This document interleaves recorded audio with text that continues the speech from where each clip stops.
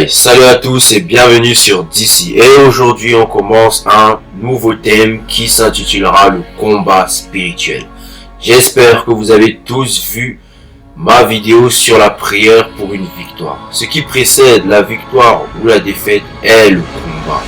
J'avais évoqué le concept de la guerre dans ma vidéo sur les 5 raisons pour lesquelles tu devais lire la Bible. Aujourd'hui, je vais une fois de plus évoquer ce concept dans Ésaïe 36, verset 5. Je te dis, ce ne sont que des paroles en l'air. Il faut pour la guerre de la prudence et de la force. En qui donc as-tu placé ta confiance pour t'être révolté contre moi?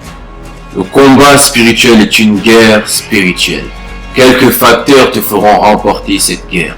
Tout d'abord, une guerre part d'un principe où les deux camps se disent qu'ils ont totalement raison.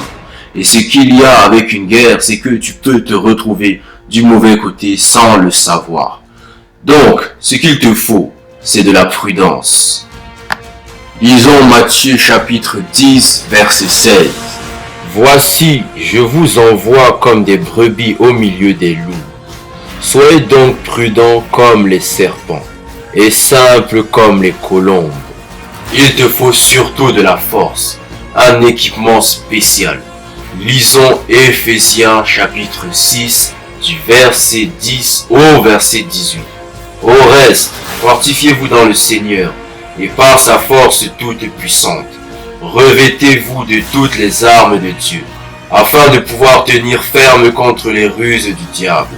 Car nous n'avons pas à lutter contre la chair et le sang, mais contre les dominations, contre les autorités, contre les princes de ce monde de ténèbres, contre les esprits méchants dans les lieux célestes.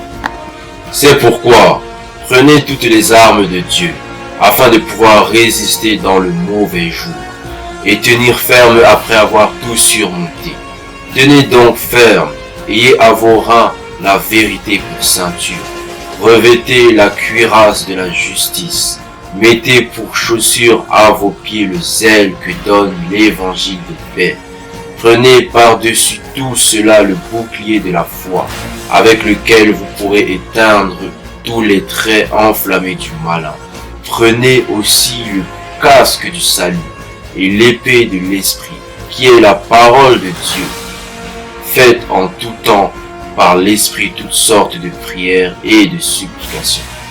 Veillez à cela avec une entière persévérance et priez pour tous les saints. Ensuite, place ta confiance en Dieu et non à un homme, car Dieu peut renverser toute situation.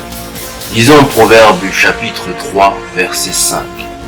Confie-toi en l'Éternel de tout ton cœur et ne t'appuie pas sur ta sagesse. Amen. Nous allons prononcer une prière. Éternel Dieu des armées, écoute ma prière.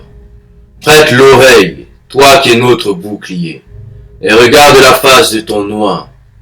Éternel Dieu mon roi, fortifie-moi par ta force toute puissante, et que je sois toujours prudent, comme les serpents et simple comme les colombes.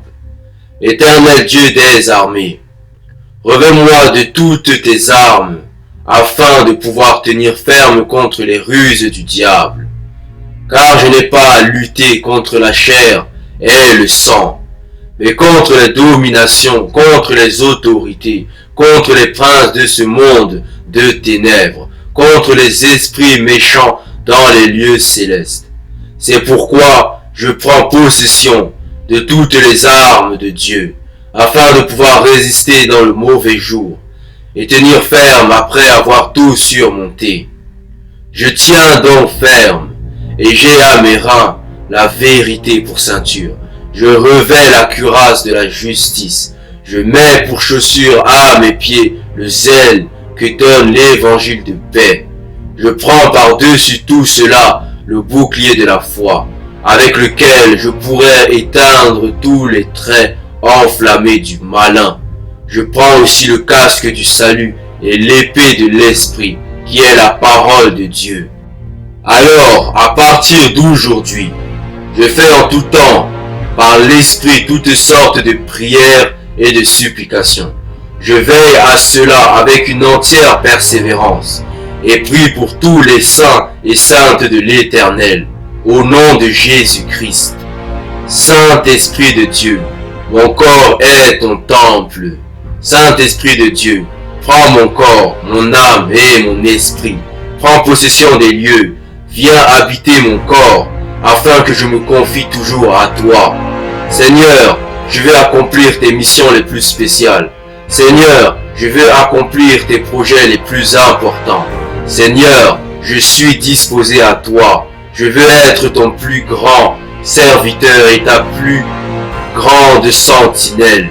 Que tu puisses compter sur moi. Je veux être un grand intercesseur, afin que tu sois glorifié d'éternité en éternité, au nom tout-puissant de Jésus-Christ, celui qui a été crucifié et qui a été ressuscité d'entre les morts par Dieu et qui vit aujourd'hui à la droite de Dieu le Père. Amen.